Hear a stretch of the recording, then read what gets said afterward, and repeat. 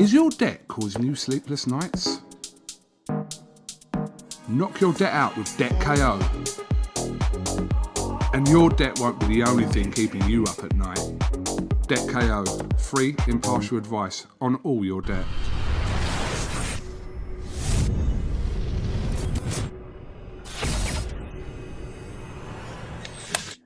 KUGAN, CASSIUS, IFL TV, MTK Global. Delighted to be joined by Dillian Whyte, all the way in Portugal. All right, mate?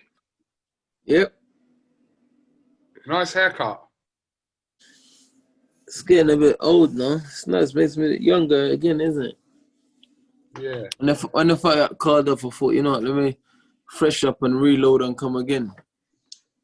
Looks nice. Reset the whole thing and start again, you know?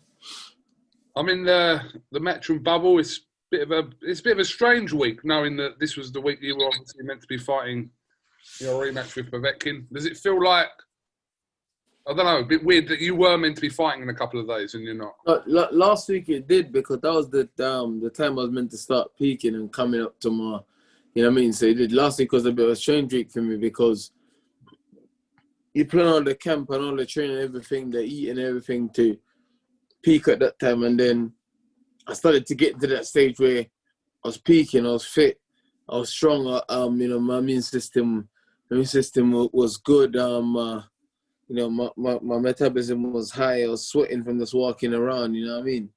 You know? So you've had to kind of unpeak yourself. But you've, we'll talk about Povetkin in a bit, but you've still got your boys on the card this week in Fabio Wardley and Alan Babbage. Yeah. Let's talk about Fabio Wardley first. He was obviously supposed to be fighting Lucas Brown this week. That didn't happen. So he's now fighting Richard Lartey. Talk to me about that. Wait, quick one. Why didn't Lucas Brown take this fight? Lucas Brown been bitching and crying about he wants a fight. You go on his Instagram, he's posting loads of things about I want to fight, I want this, I want that. This and the other. He started a GoFundMe page, saying he needs sponsors, that and the other. And he was getting a lot of money to fight Fabio, who is a 10-0 prospect. And why didn't the fight happen? I don't understand. Well, what was the reason that you were given that the fight didn't happen? Because he said, or one of his social media posts about couldn't get the required flight to come in on time, or something like that, something to that effect. I think he wanted too much flights. You know, obviously it's COVID time, and to fly from Australia is quite expensive in this time, and they are wherever it's from. You know what I mean? It's expensive. I think the economy flight is about $7,000 or something. And he's coming to fight Fabio Ward. He's not coming to fight one of the top heavyweights. He's coming to fight a prospect. You know what I mean? He should just took the flight. So I think obviously he was trying to bring his whole squad with him and his whole family with him or whatever, some crap. So it was a flight issue. Why he isn't here? I don't know. I think from the start he was making it difficult. I get him going to Instagram morning. I haven't had a proper camp. I haven't been training. I haven't done pads in 3 months. This and the other. He just didn't want to lose to Fabio. If he loses, Fabio's career is over. Simple as that. Is that a fight that you would revisit with Fabio again or not? I don't know, man. These guys, what fighters need to... This looks weird. What fighters need to realize is these are strange times.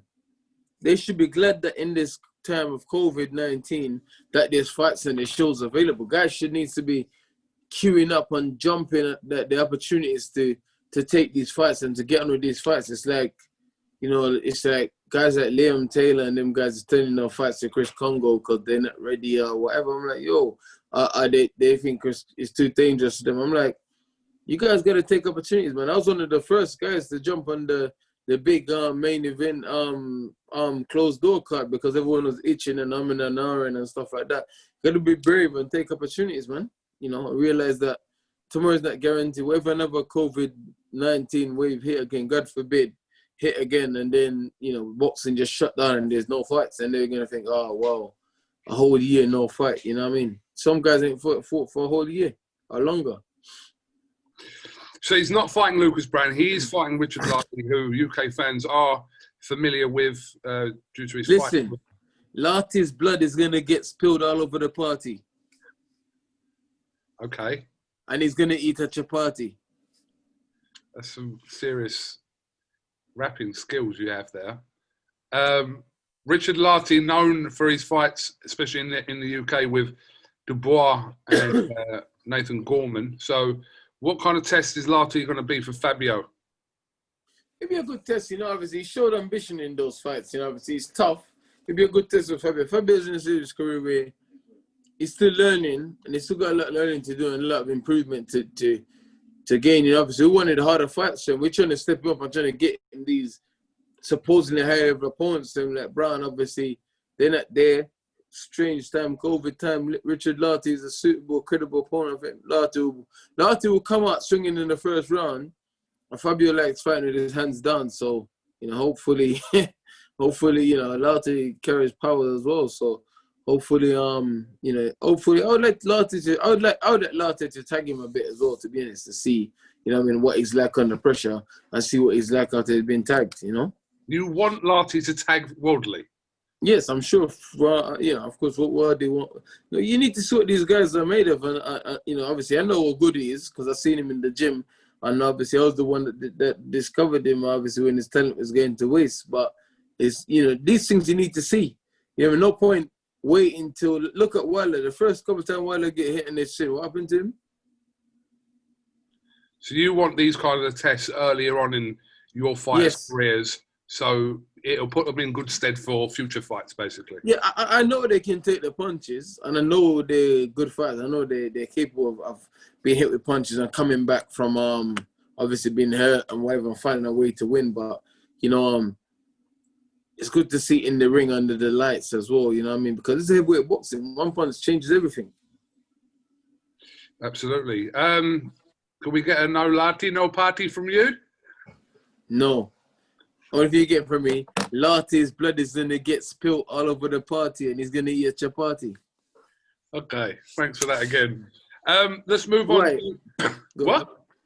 No, I just said chapati, sorry. I went chapati, sorry. Yeah, you didn't have to cough and do it. We heard what you said.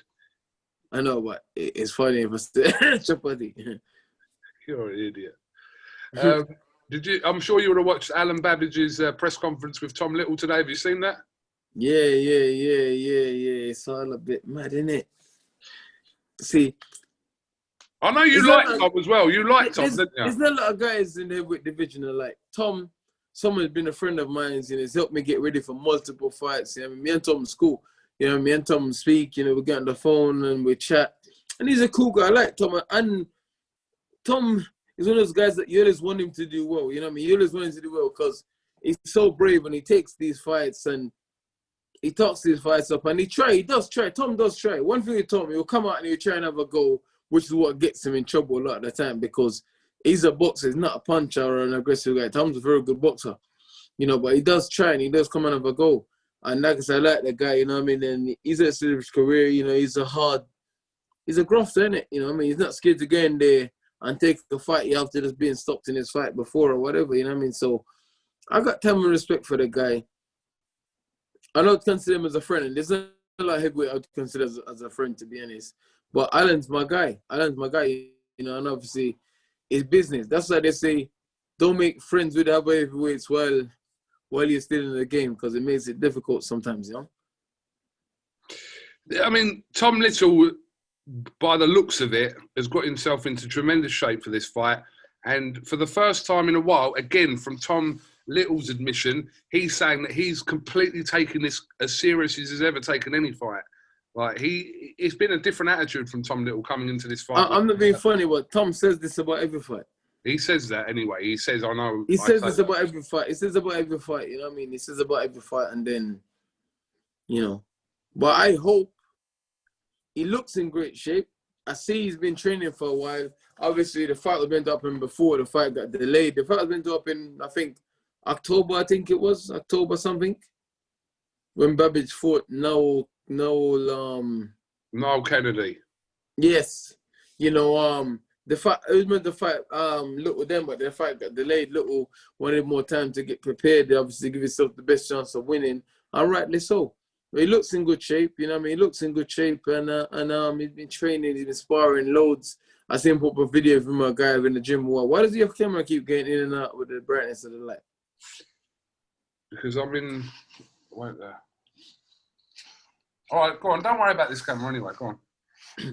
Yeah, you know what I mean? Even I see he put up a round of war saying he's coming for war and stuff like that. But, you know, against Allen, I think he needs to be a bit smart, you know? I think he needs to be a bit smart. Not just, if he comes out and tries to war at Allen, then he's going to get knocked out in the first round.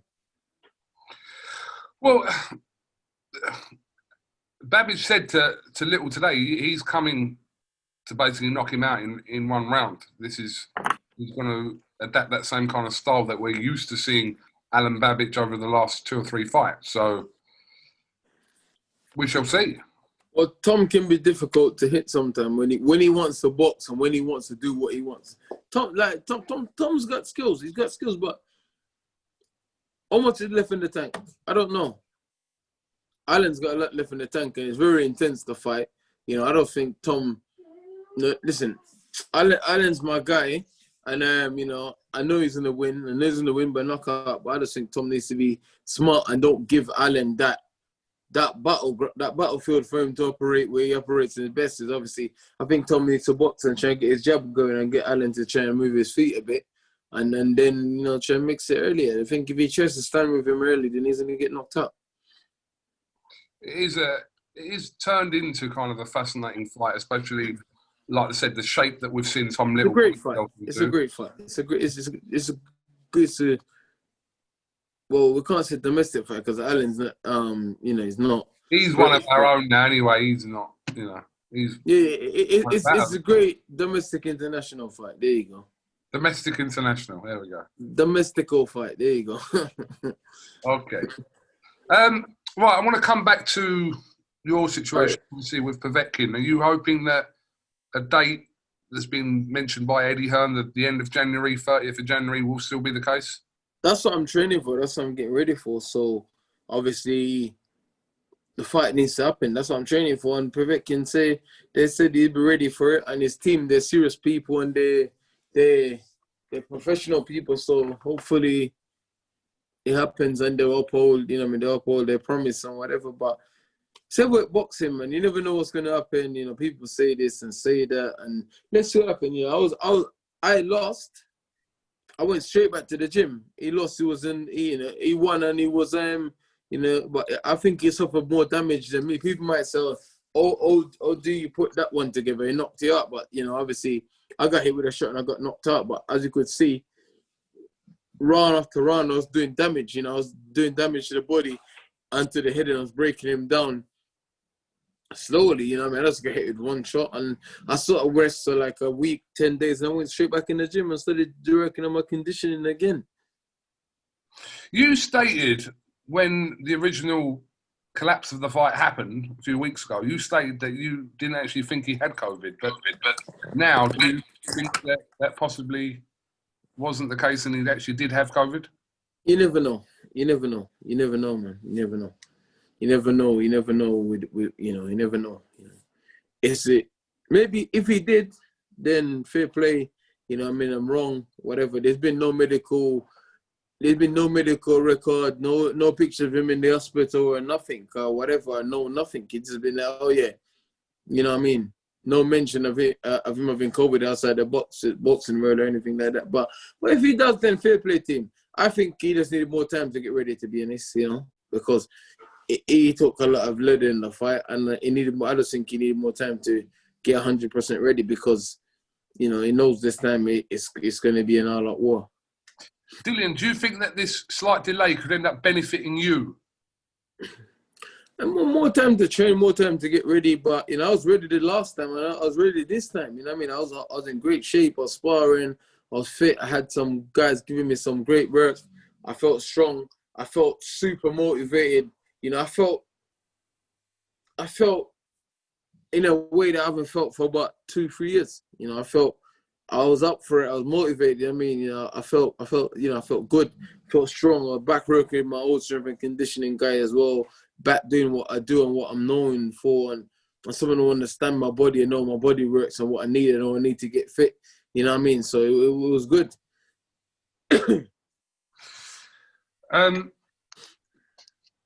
The 2 or 3 month delay, it looks like you're in a situation where obviously you couldn't do anything about it, but I suppose you have to just use that time in order to, like I said, you're telling me you can train more and you can prepare more, etc. But you have to, suppose, use that time to your advantage, don't you? Yeah, no, of course. I took a rest. You know, I mean, now I'm back training now, but I'm pacing the training at the minute, and in a few weeks I'll pick it up and start going hard. Now I'm doing, like an adaptation phase where I do a lot of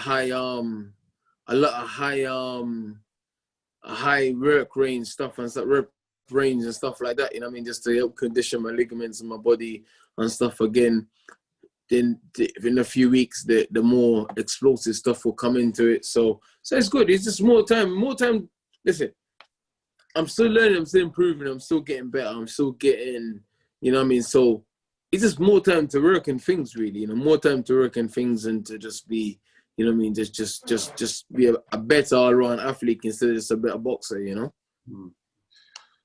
Two questions in one here. First of all, how serious were you about possibly fighting still on this date? And why did you decline Derek Chisora's offer to step in and fight you on this date this week? Okay, I'll answer them now.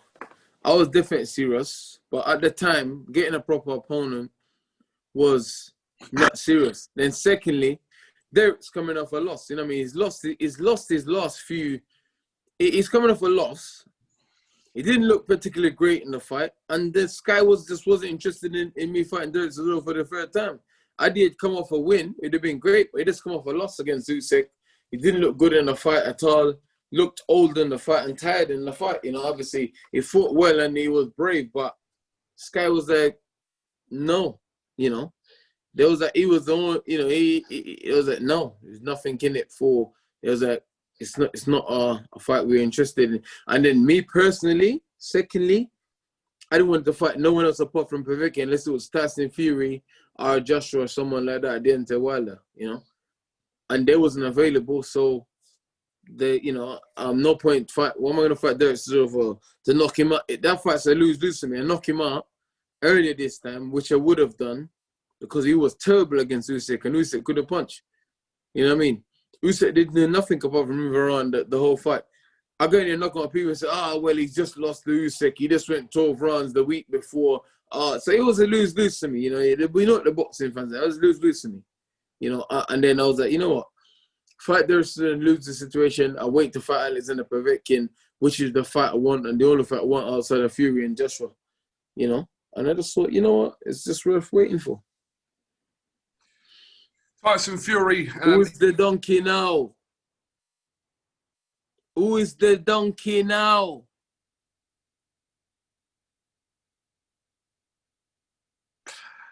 Who is the donkey now? Who is the donkey now?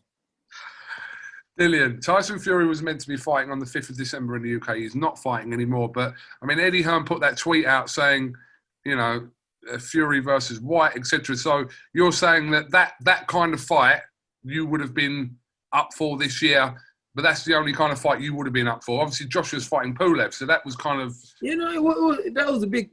Listen, Fury, Ajit Kabel, Fury, Dillian Whyte. There's no... Yeah, I think everyone's in agreement. We'd rather see you and Tyson Fury as opposed to Tyson Fury and Ajit Kabel, yes. Mm-hmm. Sorry, the dog is snoring in the background. It's always snoring. Shut up, dog. Yeah. But that wasn't realistic to happen, was it, really? After Eddie Hearn put that tweet out. And it could have happened. He was in camp. I was in camp. I'm a top 10 opponent. I'm much more credible than Ajit Kabel. I'm a bigger fight. Me and Fury would have done major numbers. Well, it would have. It wasn't like it was. It wasn't like it was at 1 or 2 weeks. There was enough time to build a fight. enough time for us to adapt our style and train for the fight. That's what I'm saying. But you believe it's a major fight. He would get way more money fighting me than he would Ajit Cabell. It's a credible fight, and it's a much more dangerous fight. But Fury just don't want to take no risk, you know. But you believe you have done the right thing by just now forgetting about this year and focusing on your next fight being Povetkin, hopefully the end of Jan. Yes, of course.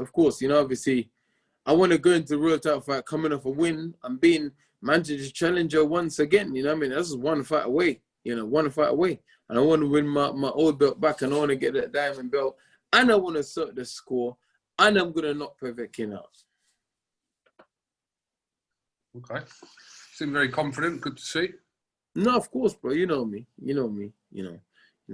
Listen, I every time I touched him last time, it was rattling down to his boots, and I didn't hit him properly. When I hit properly, you know what happened when I hit these guys properly. You know, and it's all right. There's a few little tweaks that needed to be made. I've made them. I just adjusted a few things, and like I said, I feel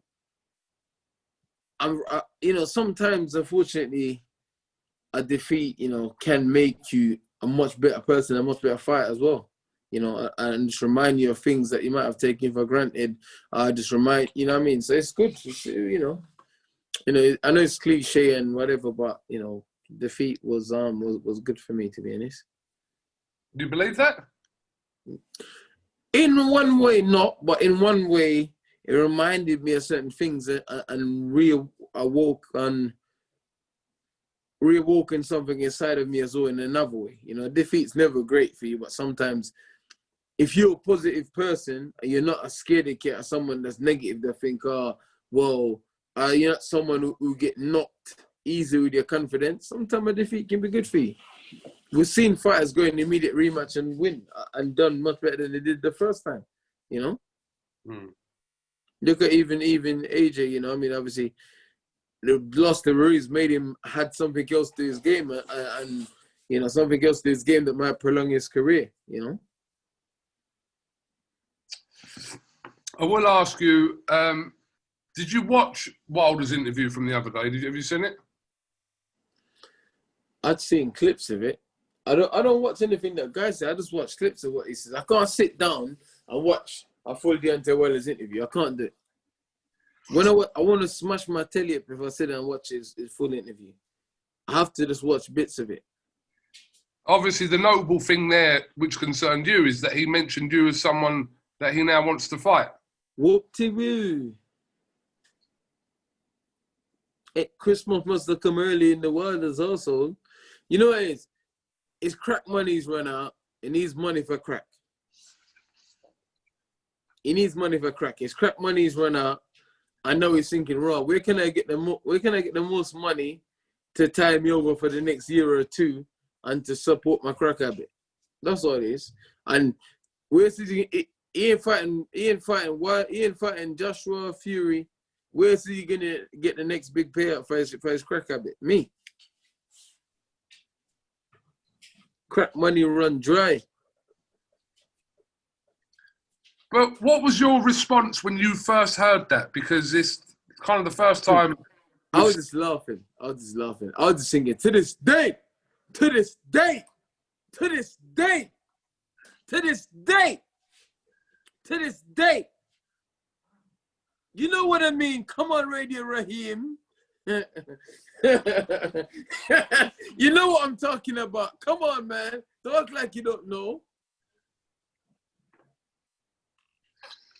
So you were laughing, but you've got interest still in that.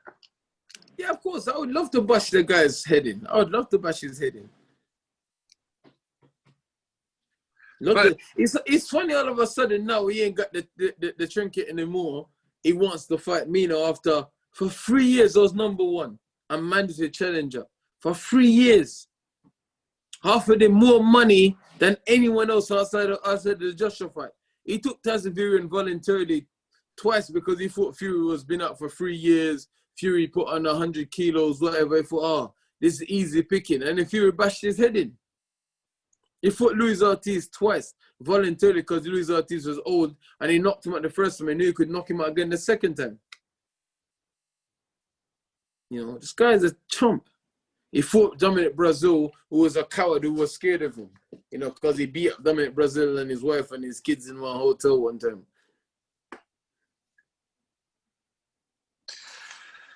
Well, like I said, on paper, it's still a great fight. I can understand that you, though, are on a different path at the moment. I got to do with Povetkin, but it's still a fight we're interested in. It's still a fight we'll sit down and look at and discuss and talk about. And it's still a fight I want, and it's a fight that I would love. You know, I would love to punch him straight in his vagina. I would love to. I would love to lubricate his vagina for him. Damn, you got away with words. Okay. Lubricant, baby, let's go. Like I said, it's you're on your path at the moment, but if the fight does happen to at some point happen, I don't think you'll fight Wilder. I don't know. I just get a feeling that fight with you and Wilder won't happen ever. You never know. Maybe. You know, we might be waiting until this day. We're still waiting until this day, actually, to fight him. We're waiting, you know. But you confident you knock Wilder out? Of course. I said it from a long time ago. Anyone that apply pressure to Deontay Wilder, he will get knocked out. He can't handle pressure. If you give him space and time, you know, I've been saying for a long time, you give him space and range, then you're in trouble. If you back him up and put him on his back foot, then he will get knocked out. The guy's legs are skinnier than yours. And you got quite skinny legs. I have actually got skinny legs. I'm not going to disagree with you about that. I have got, yes, true. You know one good thing about having skinny legs? Go on. Make your ding-a-ling looks bigger, baby. Yeah. Do you know the list of opponents that he listed though? Yourself, Andy Ruiz, Alexander Usyk. Everyone in there beats him. Robert Helenius was on that list as well. Deontay Wilder is a cunt, man. He's a cunt. He's just a cunt. He's just a cunt. He's a cunt. He's a real piece of shit. Real piece of shit. You know? He's a real... I only want to fight him because I don't like him. He's a real piece of shit.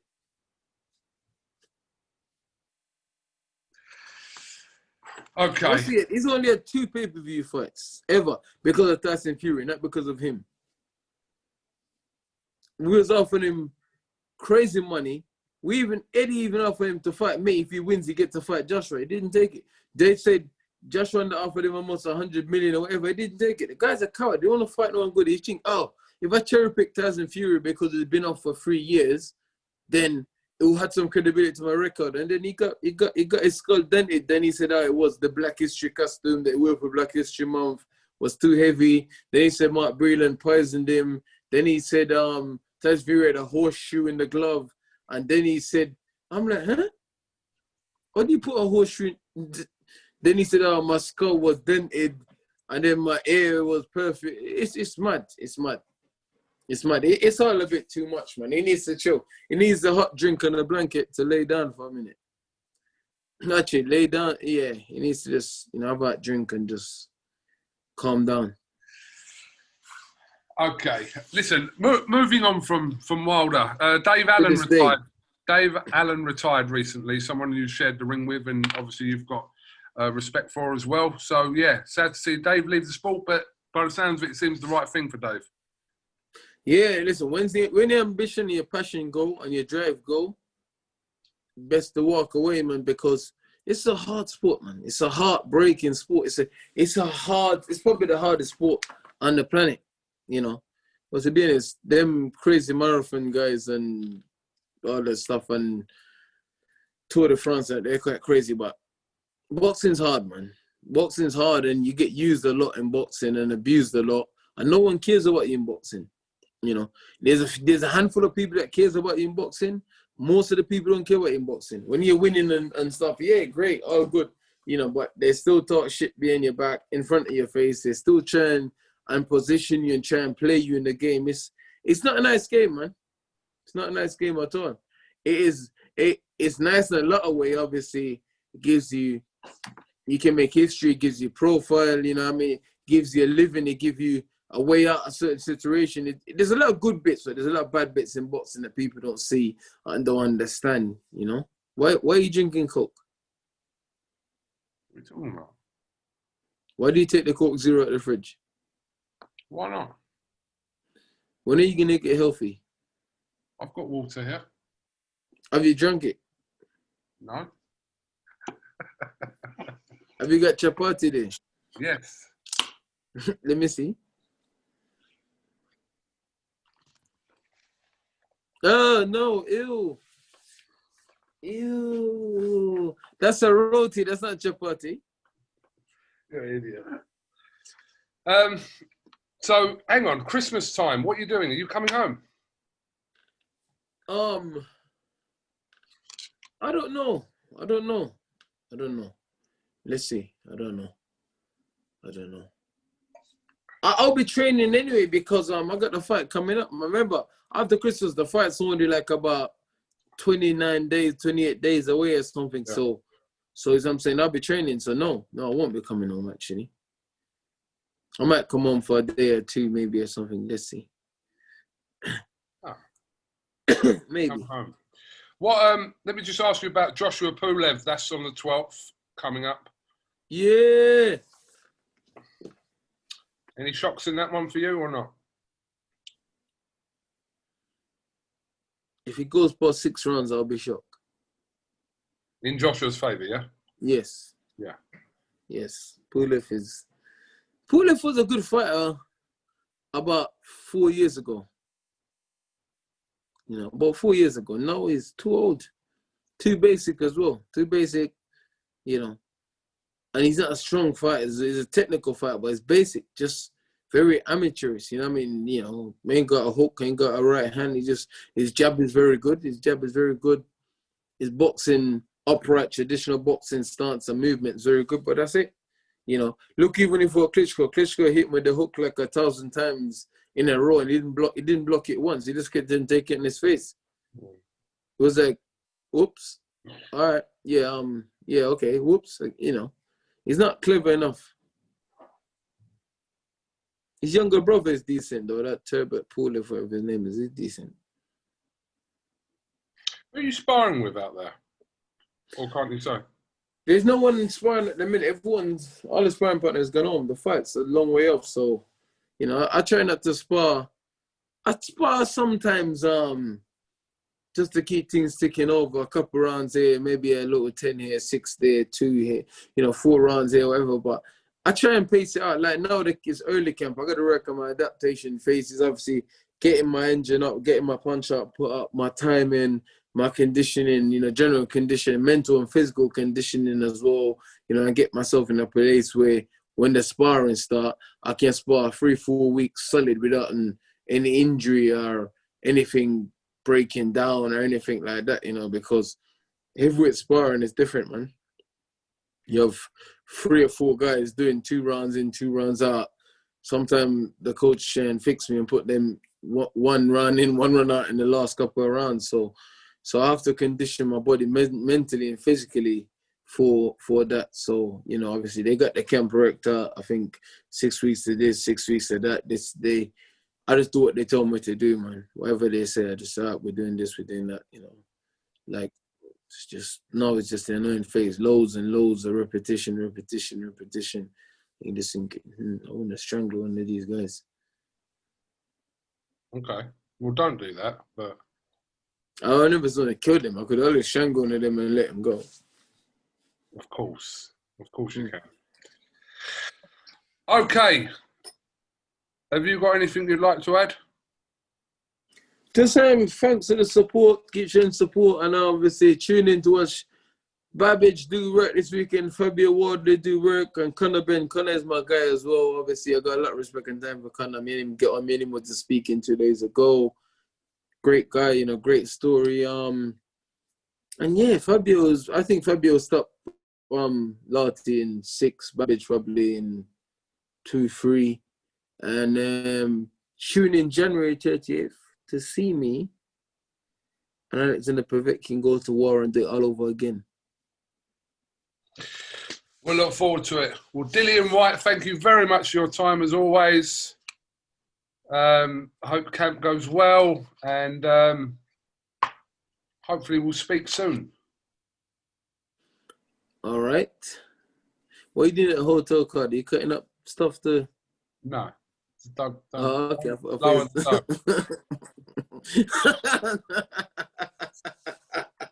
Ah, man. No. By the way, I'm joking, lads. KUGAN don't do that. No, KUGAN doesn't do that. Just say no.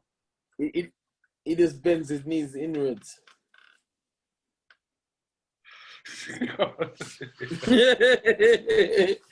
All right. Dillian, thank you very much, and we'll definitely catch up again soon. But yeah, good luck with the rest of your camp. Respect, bro. You know where I'm. Respect, man. Cheers. Bless.